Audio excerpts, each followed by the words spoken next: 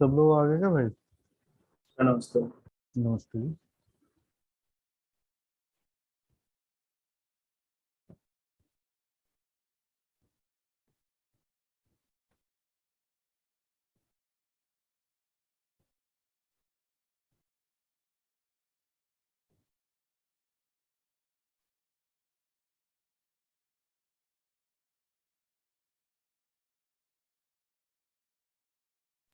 तो आपकी ऑडियो कहाँ से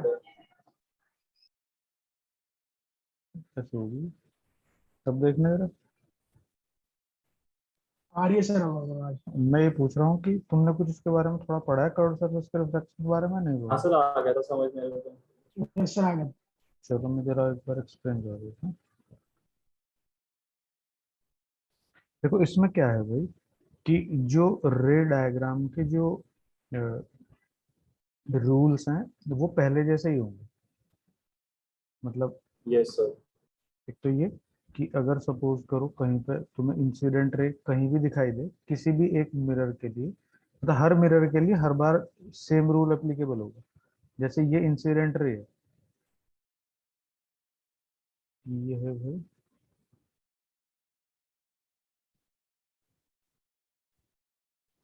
तो इंसिडेंट रे के अलोंग जितनी भी डिस्टेंसेस मेजर होंगी वो पॉजिटिव होंगी, अपोजिट जितनी मेजर होंगी वो नेगेटिव होंगी।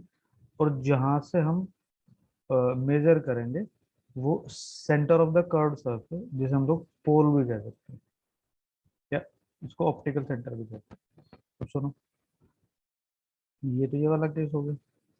अगर भाई इस तरह का सीन है भाई,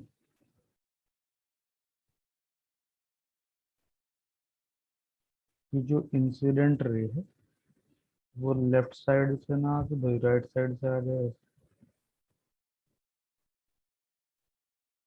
तो यहाँ पे हम कहेंगे कि अगर ये इंसिडेंट रे है तो इसके अलोंग जो इधर की तरफ की डिस्टेंसेस होंगी वो पॉजिटिव हो जाएंगी, opposite to the incident ray negative हो जाएंगी। और जो सेंटर और पोल के थ्रू जो लाइन पास होती है, ऑप्टिकल एक्सिस कह सकते हैं, उसके ऊपर की जो डिस्टेंसेस होती हैं वो पॉजिटिव, उसके नीचे जो डिस्टेंसेस हैं वो नेगेटिव। यहाँ पे भी ऐसे ही होगा।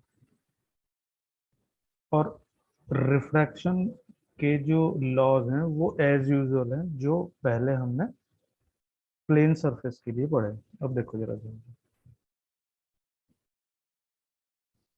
इसमें होता क्या है कि जैसे सपोज करो तुम्हारे पास एक ग्लास स्लैब है ऐसे, ठीक है। Yes sir. तुमने क्या करा कि इसको मेल्ट कर लिया। अब तुमने सरफेस टेंशन में थोड़ा पढ़ा होगा कि कोई भी लिक्विड जब मेल्ट, मतलब कोई भी लिक्विड स्टेट में जो सब्सटेंस है, तो उसकी टेंडेंसी सरफेस टेंशन की वजह से मिनिमम सरफेस एरिया एक्वायर करने की होती है। जी सर। इसी वजह से भाई जब हम छोटे छोटे ड्रॉप्स को, तुमने देखा होगा जब हम छोटी ड्रॉप देखें तो चूंकि उनका वेट कम होता है तो वो ग्रेविटी से बहुत ज्यादा अफेक्टेड ना होकर under the control of surface tension होती है, तो वो हमेशा स्फेरिकल शेप की होती है। तुम देखना कि ऑयली सरफेस पे छोटी छोटी पानी के ड्रॉपलेट्स को कभी डाल के देख लो तो वो हमेशा क्या होगा, तुम्हें स्फेरिकल दिखेंगी। जी सर। तो जब हम इस आयरन स्लैब, इस ग्लास स्लैब को मेल्ट करने की कोशिश करेंगे तो इसके जो एजेस हैं ये भी भाई वो होने लगेंगे एक तरह से सर्कुलर, सर्कुलर नहीं सॉरी स्फेरिकल। इस तरह से समझो कि ये यहाँ से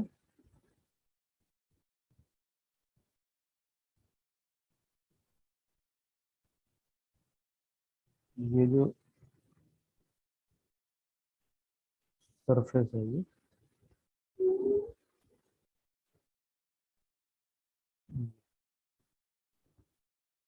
और इसके बाद जो ये रेक्टेंगुलर सरफेस है ये एज इट इज रह जाएगी, मान लो ये।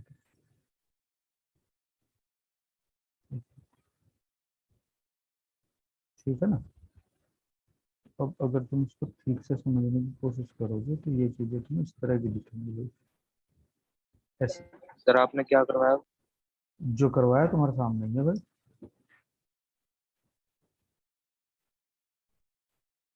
एक किसी ग्लास ऑब्जेक्ट के किसी एक एंड को स्फेरिकल शेप देने की कोशिश कर रहे हैं जरा मेल्ट करके।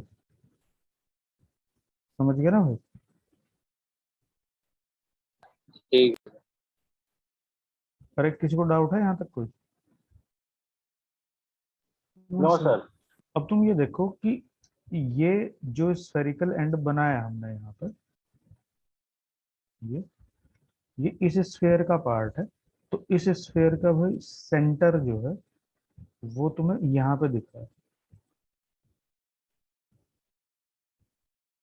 तो वो इसका भी ऑप्टिकल सेंटर होगा। Yes sir. इसके बाद में इस कर्व सरफेस के ऊपर जितनी भी हम लाइन ड्रॉ करेंगे थ्रू सेंटर, चाहे वो ये वाली लाइन है, चाहे भाई वो ये वाली लाइन है, चाहे वो इस सेंटर के थ्रू ये वाली लाइन जा रही है, या फिर ये वाली लाइन है भाई, या फिर वो ये है। ये सारी की सारी जो लाइन है इस कर्व सरफेस के लिए किस चीज का काम करेंगे? नॉर्मल। नॉर्मल का। तो इन पैरेलल निकल जाएंगे। तो यार कैसी कैसी बातें करते रहते हो यार, मैं क्या बता रहा हूँ भैया। जब किसी ग्लास स्लैब के ऊपर कोई लाइट परपेंडिकुलर इंसिडेंट होती है तो उसमें कोई डेविएशन नहीं होता, वो ऐसे ही निकल जाती है। पैरेलल कैसे निकल जाएंगे? जी सर। पैरेलल कैसे निकाल रहे थे?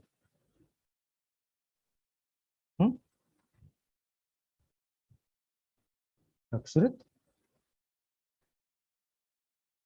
क्या सर? पैरेलल कैसे निकाल रहा है भाई तू? किसी भी सरफेस के ऊपर जब परपेंडिकुलर लाइट इंसिडेंट होती है तो वो विदाउट डेविएशन पास होती है। हाँ सर ठीक। ये भाई ग्लास स्लैब है मान लो, जिसका एब्सोल्यूट रिफ्रैक्टिव इंडेक्स है म्यू, मतलब ये विद रेस्पेक्ट टू एयर होगा। तो कभी कभी क्या होगा कि इसमें यहाँ पे बाहर पानी भी भर सकते हैं हम लोग, तो फिर हमें इसका रिफ्रैक्टिव इंडेक्स क्या करना पड़ेगा? विद रेस्पेक्ट टू वाटर निकालना पड़ेगा। उसमें म्यू ग्लास को म्यू वाटर से डिवाइड करके निकल जाएगा। ये absolute refractive index of glass with respect to air. यहाँ तक तो कोई प्रॉब्लम नहीं है किसी को? अब नो भाई सर। जब हम इसको देखेंगे तो देखो इस तरह से सोचो कि ये तो कॉन्वेक्स कर्व्ड सरफेस है। Yes sir. तो इसमें क्या होगा कि अगर हमने यहाँ पे कोई ऑब्जेक्ट रख दी, मतलब मैं पहले तुम्हें दोनों से इमेज बना के दिखा देता हूँ, फिर उसके बाद में इसका डेरिवेशन कर लेंगे। तो इसमें क्या होगा कि ये यहाँ जाएगी इंसिडेंट रे सबसे पहले, और इंसिडेंट रे और भाई नॉर्मल के बीच में जो एंगल है वो क्या कहलाता है? Angle of I. इंसिडेंस। ये फिर ये ट्रांसपेरेंट मीडियम है जो भी, तो फिर ये टुवर्ड्स द नॉर्मल बेंड होएगी ऐसे। बोलो कोई प्रॉब्लम है क्या? जी सर। ये कौन हो गया भाई यहाँ पे? ये भाई साहब हो गए आर, नॉर्मल और रिफ्रैक्टेड रे के बीच में। बोलो। Yes sir. दूसरा, अगर दूसरी रे हम इससे ओरिजिनेट करते हैं, मान लो मैं किसी दूसरे कलर से बना देता हूँ, अगर हम दूसरी रे ओरिजिनेट करते हैं इस ऑब्जेक्ट से, तो वो अगर मैं यहीं पे ले लूँ ये, तो ये देखो पहले वाली रे को ये कहाँ पे कट कर रही है? जहाँ पे ये एरो आया। हाँ सर। तो इस ओ की इमेज कहाँ बनेगी? यहीं तो बनेगी, क्योंकि ओ से ओरिजिनेटेड दो रेज, ये दोनों रिफ्रैक्शन के बाद में आई पे मीट कर रही हैं। कर लिए।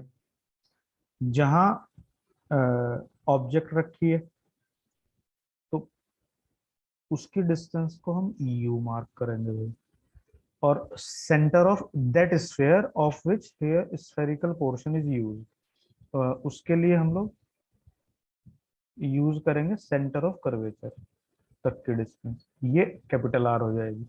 और भाई जहां से हम डिस्टेंस मेजर करते हैं पोल से, वहां से अगर हम इमेज तक की डिस्टेंस देखेंगे तो वो हो जाएगी v। Okay sir. कुछ कुछ तुम देखो उसी से मिलता जुलता ही चल रहा है जो हमने पहले पढ़ा है। Yes sir. Yes, sir.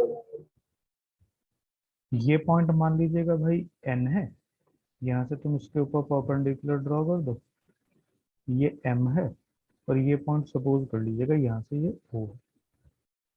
वो तो हमने पहले से ले रखा है, p ले लो। तो इसमें फिर इसी तरह से मार्क कर लो भाई, ये एंगल अल्फा, ये बीटा, और ये यहाँ पे गामा।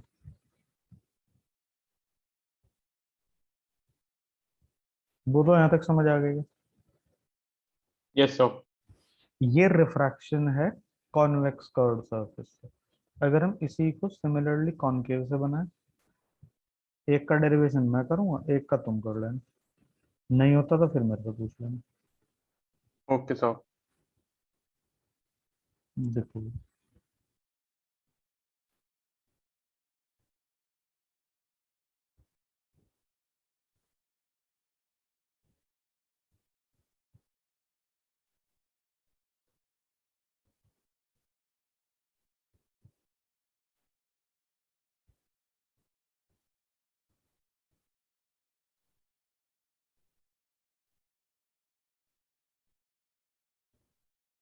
ये देखो, ये ग्लास है सपोज करो, इसका एब्सोल्यूट रिफ्रैक्टिव इंडेक्स म्यू है। फिर इसकी जो ऑप्टिकल एक्सिस है वो ये है, सेंटर के पास। अब यहाँ पे देखो तुम लोग कि जिस स्फेयर का पार्ट यहाँ पे यूज हो रहा है वो स्फेयर ये वाला है, ठीक है। ये इसका yes sir. Centre of curvature है।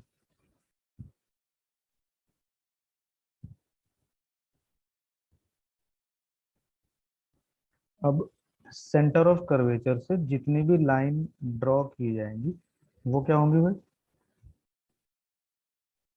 उसी बात से वापस आ जाएंगे। नहीं, रिफ्लेक्शन कोई हो रहा है, वो नॉर्मल होंगी बेसिकली।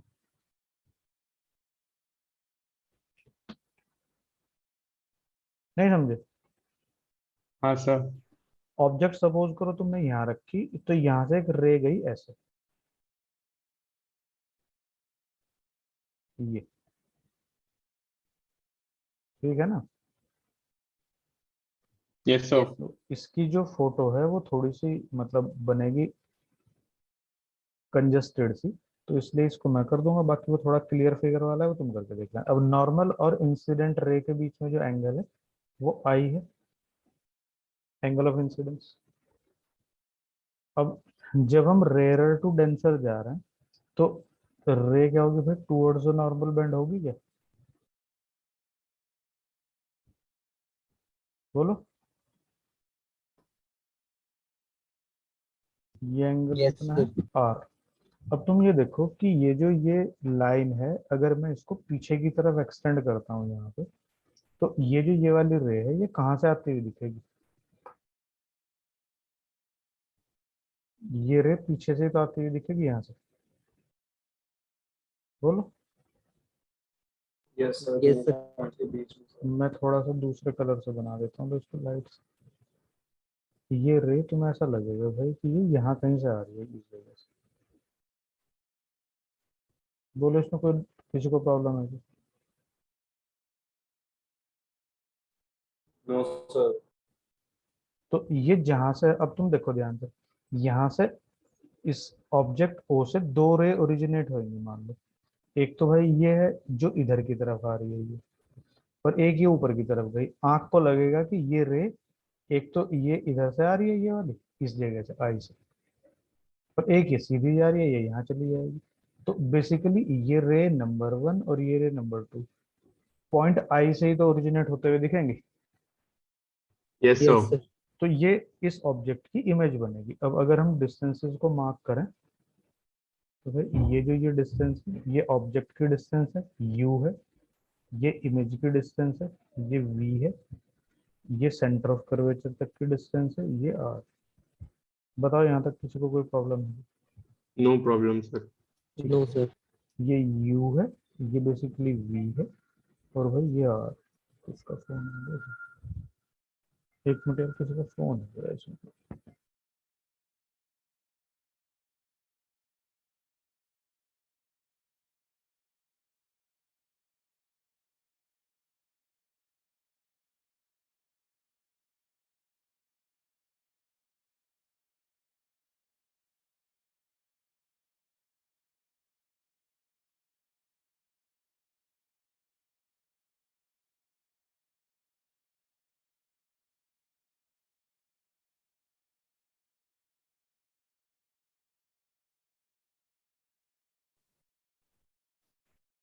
ये पॉइंट अगर हम भाई यहाँ पे परपेंडिकुलर ड्रॉ करेंगे, ये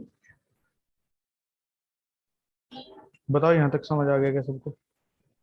यस सर, आ गया। Yes sir. ये एंगल अल्फा है, ये एंगल बीटा है, और भाई ये एंगल गामा है। ठीक है भाई।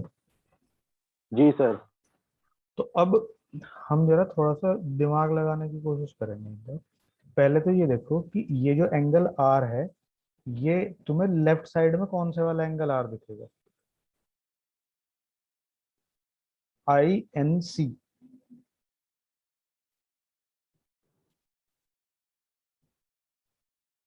ये एंगल और ये एंगल तो वर्टिकली अपोजिट है ना, जी सर। Yes sir. तो ये एंगल आर ही तो होगा भाई। हाँ सर, होगा।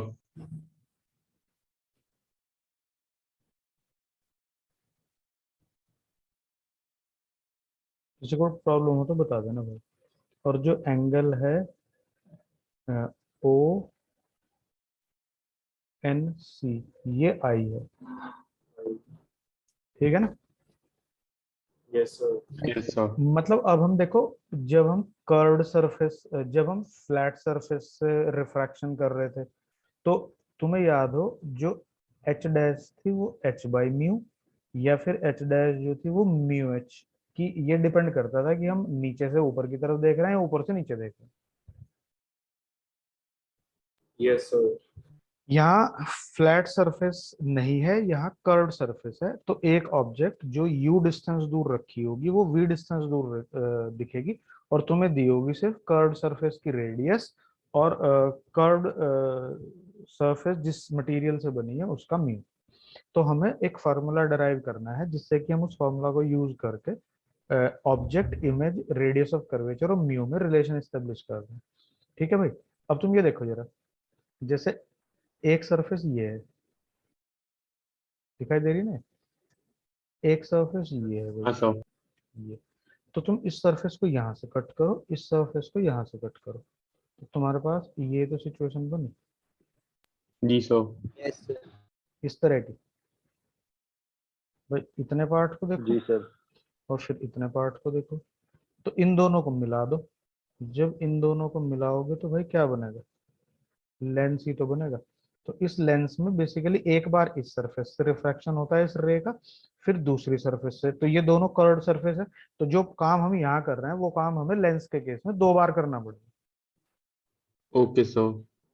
तो ये तो लिखाने की जरूरत नहीं। Let an object O is kept at a distance U, refract rays originating from O refracted bends towards the normal appear to come from I, and ये where। तुम नोट से लिख लेंगे। हाँ ये तो सब चीजें हो ही जाएगी। अब देखो यहाँ पे तुम देखो कि जो गामा है, क्या ये अल्फा प्लस आई नहीं है? Yes, sir. अगर तुम्हें कहीं पर कोई ऐसा लगे ना जी भाई कि सर। मतलब कोई चीज कंट्रोवर्शियल सी दिखे तो एक बार बता देना, क्योंकि यहाँ फिगर में वैसे भी भीड़ भाड़ सी है। गामा जो है ये आई प्लस एल्फा, ठीक है। तो यहाँ से हम ऐसा नहीं लिख सकते क्या कोई, I equal to gamma minus alpha? बोलो। लिख Yes, सकते sir. हैं। यस। जी फिर सर। इसी तरह से भाई बीटा इक्वल टू क्या, alpha alpha plus. Plus I minus R नहीं है? गलत तो नहीं लिख दिया? Yes, sir. ONI. एक मिनट यार, मुझे देखने दो जरा। ये आर जो है, ये वाला एंगल है बेसिकली, ये वाला है, और तो नीचे वाला ही है। INC है ना। हम्म। तो हम ऐसा कर सकते हैं फिर यहाँ कि हम ये जो एंगल है गामा, इसको क्या हम लोग बीटा प्लस आर नहीं लिख सकते हाँ सर यही होगा। आईएनसी में? फिर नहीं तो मुझे 2 बार रिप्लेस करना पड़ता, वहां मैंने एक ही बार में काम कर। सही लिखा है ना भाई ये?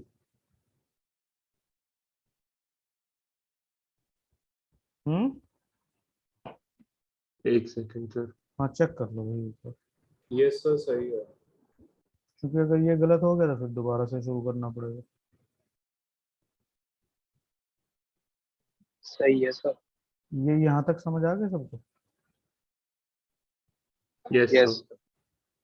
चलो आगे चलते हैं। कितने पेपर बचे हैं अभी? मेरे 2 हैं अभी, मैथ्स और इंग्लिश। तुम्हारा टाइम सुबह का मेरी कर भी दूं, 2 है। 6 बजे का? कर दो सर, हम्म। नहीं कर दो सर। सर। अबे ये आर्यन ने क्या इस पे बाबा जी जी की फोटो लगा ली है। हाँ सुबह ना करें भाई 6 बजे? 6 मत करो एकदम से, वो हो नहीं पाएगा। फिर कितने बजे करें? फिर जल्दी उठा करो भाई। सर शाम के 4 बजे रख लो ना ऑफलाइन। यहाँ बात ऑनलाइन की हो रही है, तेरी अलग ही कहानी चल रही।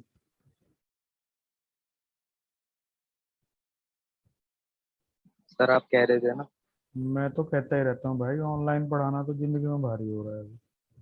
ऑनलाइन तो पढ़ाया नहीं जा रहा है, इतनी तो लाइफ जिंदगी थोड़ी। तुम ये देखो पहले कि ये जो कर्व, तुमने लेंसेज देखे हैं? Yes sir. सब पहनते हैं यस नॉर्मली, स्पेक्स वगैरह। तुम देखो आंख का साइज कितना छोटा लेंस है, ऐसा तो है नहीं 4 4 मीटर 5 5 मीटर के लेंस है। हाँ सर छोटा ही होता है। छोटे ही होते हैं। जो बड़े लेंस होंगे जो टेलीस्कोप वगैरह में यूज होते हैं भाई, उनके लिए कहानी फिर थोड़ी बदल जाती है। उसमें पढ़ेंगे लार्ज साइज लेंसेज में फिर डिफेक्ट्स आ जाते हैं, उसको अलग से केस डिस्कस करेंगे उसका। फिलहाल हम ये मान के चल रहे हैं कि लेंसेज छोटे हैं। जब लेंस छोटे होते हैं तो पॉइंट एन पॉइंट पी के क्लोजर होगा और एम पी के क्लोजर होगा, ठीक है ना? Yes sir. Yes sir. So point N is closer to P, and so दूसरा पॉइंट कौन सा था भाई? M is also closer to P. तो जब ये सब चीजें एक दूसरे के क्लोजर सी हो जाएंगी, तो भाई ये देखो जरा डिस्टेंसेस पे क्या फर्क पड़ने वाला है। डिस्टेंसेस देखो क्या होगा कि जो सी एम है वो सी पी हो जाएगा, आई एम आई पी हो जाएगा और ओ एम ओ पी हो जाएगा, ठीक है? Yes sir. Yes sir. Yes sir. O M nearly equal to O P equal to U, I M nearly equal to I P equal to B, और भाई C M nearly equal to C P equal to are.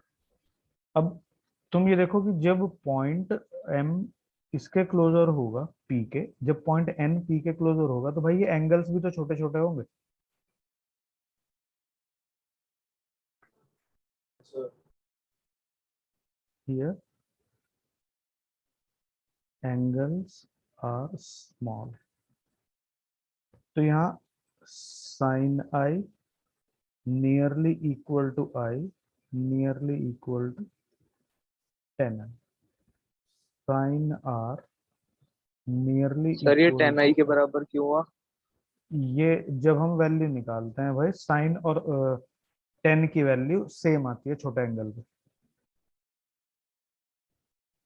तो sine I nearly equal to I तो सुना है, फिर ten I के equal क्यों बताया ये बताओ। भाई टेन आई भी तो आई होता है स्मॉल एंगल के लिए, तो साइन आई टेन आई के इक्वल होगी। ठीक है ठीक है ठीक है। अब इसमें तुम ये देखो कि अगर हम पॉइंट एन के लिए स्नेल्स लॉ लगाएं, यूजिंग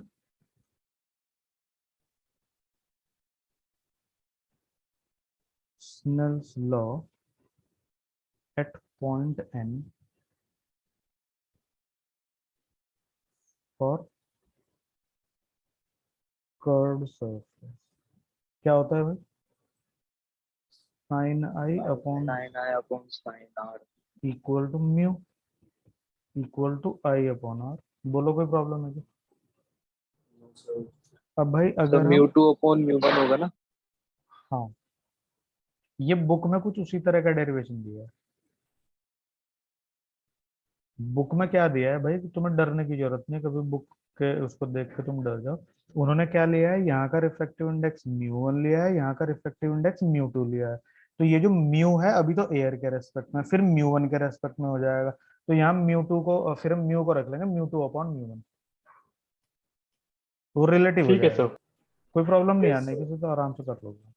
अब ये फर्स्ट और सेकंड को यूज कर लोगे जरा, गामा माइनस अल्फा और गामा माइनस बीटा। ये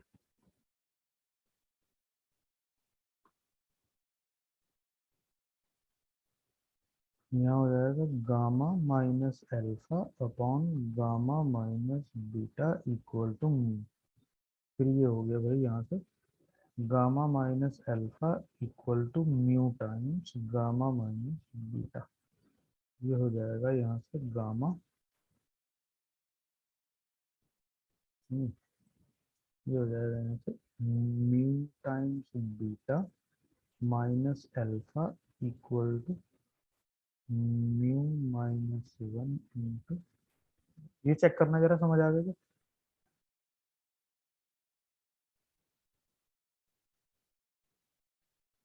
आगे सर। ठीक है, अब तुम जरा यहाँ से ये देखो एक बार कि इस जगह पे यही मैं लिख लेता हूँ, टेन अल्फा नियरली अल्फा कितना है, एम एन अपॉन ओपी। हाँ सर। ओ एम को मैंने ओपी लिख दिया सीधा, वो अगली। ठीक है। Yes sir. Tan beta is nearly equivalent to beta, कितना है भाई ये, M N upon, M N upon I I P. ठीक है भाई। और फिर यहाँ पे tan gamma nearly equal to gamma, ये कितना है भाई, M N M upon C P. N. अब ये तीनों वैल्यूज उठा के नेक्स्ट पेज पे रखनी है, बस alpha beta gamma OP I P C P.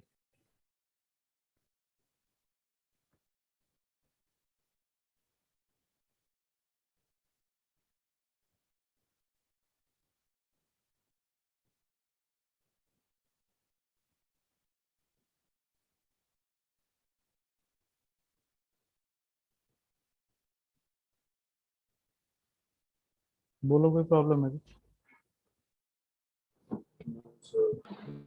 काट दो भैया सबको। अब ये हो गया mu upon V minus one upon U equal to mu minus one upon are.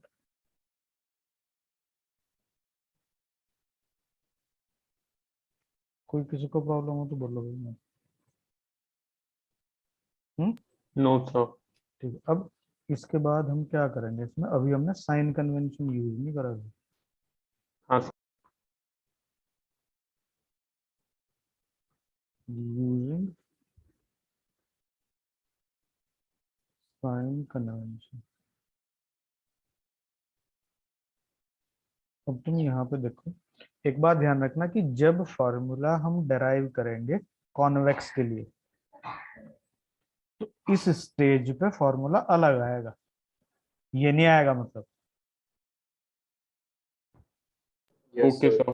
हाँ, अभी जरा एक बार साइन कन्वेंशन यूज कर ले, फिर देखो साइन कन्वेंशन जब यूज करेंगे तो तुम ये चेक करो यहाँ इंसिडेंट रे किस तरफ है ऑब्जेक्ट से, तीनों नेगेटिव हो जाए। भाई लेफ्ट टू राइट है इंसिडेंट रे, और पी से अगर मेजर करेंगे तो तीनों डिस्टेंसेस इंसिडेंट रे के अपोजिट होंगी या नहीं होंगी? होंगी होंगी सर। मतलब होंगी। तुम इंसिडेंट रे की डायरेक्शन को ये वाली डायरेक्शन मत देखना। तुम एक रे यहाँ से भी तो जा रही है ना, ये ओ नहीं। से पी की तरफ, ये वाली रे भी तो है। Yes sir. तो अगर इसको भी देख पा रहे हो, ये वाली भी, तो इसका कंपोनेंट देख लो भाई, एक इधर होगा एक इधर होगा, तो हम ये वाली डिस्टेंस मेजर कर रहे हैं। Yes sir. ठीक है, तो यहाँ तीनों ही कैसी हाँ होंगी? Sir. Negative. Negative. u equal to negative, v equal to negative, r equal to negative. क्यों negative? All are being measured opposite to the incident ray. बोलो कोई प्रॉब्लम है क्या भाई?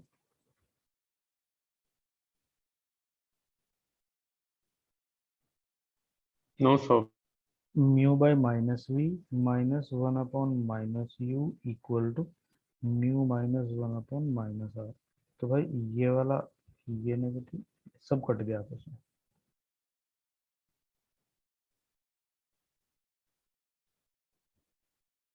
ये object, radius of curvature, refractive index और image की distance में ये एक्सप्रेशन आया जो सारे कर्व्ड सरफेस के न्यूमेरिकल में काम आएगा। अब सुनो मेरी बात ध्यान से। मैंने तुम्हें बताया था कि जब हम कॉन्वेक्स सरफेस के लिए फॉर्मूला डराइव करेंगे तो ये वाला फॉर्मूला नहीं आएगा। क्यों नहीं आएगा ये मैं बता देता हूँ। क्योंकि हम वहां पे फिगर तो ये वाली यूज कर रहे होंगे। सर जो चीजें जब हम साइन चेंज हो जब जाएंगे। हम साइन कन्वेंशन यूज करेंगे तो यहाँ u होएगा नेगेटिव, v होएगा पॉजिटिव, बाकी दो और r होएगा पॉजिटिव। भाई पॉजिटिव। तो ये देखना ध्यान से तुम कि इस साइन कन्वेंशन को यूज करने के बाद जो फाइनल एक्सप्रेशन है वो यही आएगा। Yes sir. ये जो ये है यस। सेम, तो सर फिर जनरल एक्सप्रेशन कौन सा हुआ? यही तो होगा। पर ये पहुंचेंगे कब? यहाँ जब हम इस पे साइन कन्वेंशन लगा लेंगे। साइन कन्वेंशन हमने किस पे लगाया? इस पे।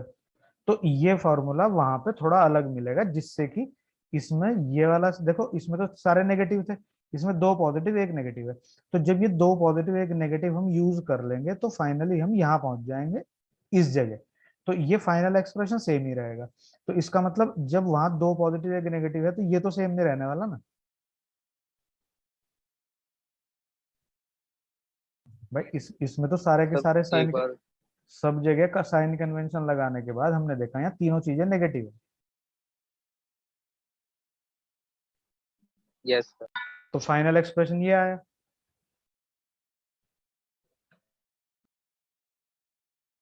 तो अगर फाइनल एक्सप्रेशन यही रहना है और तीनों चीजों के बजाय दो पॉजिटिव हो जाए एक नेगेटिव हो जाए, तो इसका मतलब तो ये हो गया ना कि ये वाला फॉर्मूला फिर ऐसा नहीं रहेगा।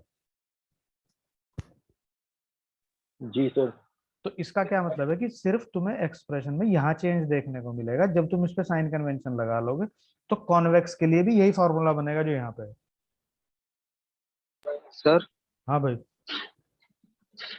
सर हम मतलब कॉन्वर्ट उसके लिए तो निकालते ही आ रहे थे, तो फिर उसमें हमें साइन कन्वेंशन लगाने की जरूरत क्यों थी? किसके लिए निकालते आ रहे थे भाई हम? सर मतलब कॉनकेव के लिए हमने अभी कॉनकेव के लिए निकाला है ना। हाँ।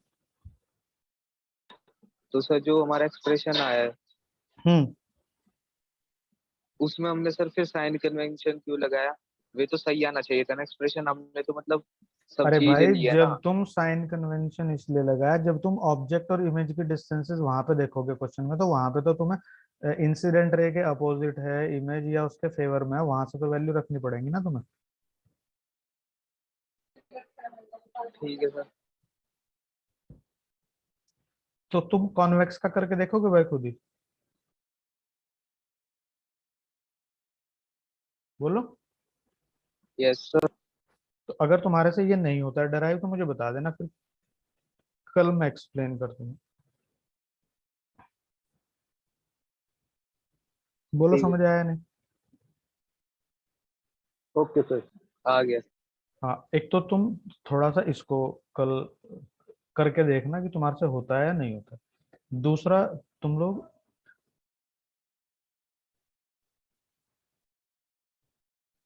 मैग्निफिकेशन बाय कर्व्ड सरफेसेस, मतलब ये सारी चीजें तुम्हें बुक्स में नहीं मिलेंगी। कभी तुम बुक्स के चक्कर में पड़ जाओ, किताबें ढूंढते रहना, मिलेंगी नहीं। तो मैंने तुम्हें नोट सेंड कर दिया, शायद हो सकता है उसमें ये वाला मैंने भेज दिया हो। तो तुम देखना कि कर्व्ड सरफेस से मैग्निफिकेशन एक होता है भाई ये कि जब ऑब्जेक्ट ऐसे रखिए, और एक है ये जब ऑब्जेक्ट ऐसे रखिए अलोंग द एक्सिस। यही हमने किसके केस में भी किए थे, ये हमने मिरर के केस में भी किए थे। सर हाँ भाई। सर नोट्स में तो सभी होगा ना। अरे भाई, नोट्स में सभी है ना, पर उसमें जितने मैंने पेज तुम्हें सेंड किए हैं, अब ये तो नहीं पता ना मुझे कि उसमें ये मैंने भेजा है अभी नहीं भेजा, उसके आगे के पेज में है, उसी में ही है। ठीक है। नोट्स में कुछ भी इनकम्प्लीट नहीं भाई। तुमने अब तक देखे नहीं क्या, नोट्स नहीं पढ़े क्या तुमने? देखे हैं सर। तुम्हें कुछ चीज ऐसी लगी क्या कि जो मैंने उसमें नहीं पढ़ाई और तुम्हें कहीं और मिल गई?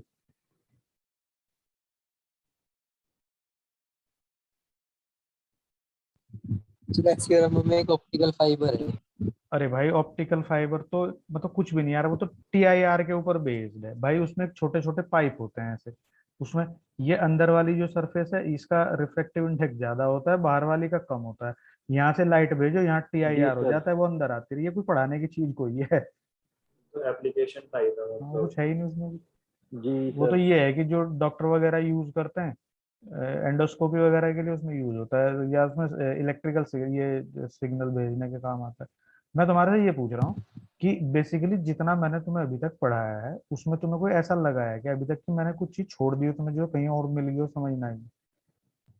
No sir. नहीं सर, अभी तक तो नहीं मिली ऐसी कुछ भी। अगर मिल गई हो तो भाई तुम मुझे यार बता देना। मतलब उसमें ये होगा ना कि अगर तुम्हें कोई ऐसी चीज मिलती है तो मैं उसे इसके साथ में अटैच करके नेक्स्ट वाले नोट्स के साथ मिला दूंगा फिर। सर मुझे ना एक चीज पूछनी थी, वो जो रेनबो होता है तो उसमें TIR होता है कि नहीं होता है? रेनबो में TIR क्यों होगा? सर जैसे हमने 10th क्लास में पढ़ा था कि रेन ड्रॉप होती है तो उसमें TIR होता है अरे अंदर। वो उल्टा किस्सा है, उसमें कभी कभी वो रेनबो ना वो इस तरह से दिखता है कि मतलब वो ऊपर से नीचे की तरफ, वो इसीलिए वो रिफ्लेक्शन के केस में वो नीचे से ऊपर की तरफ दिखता है।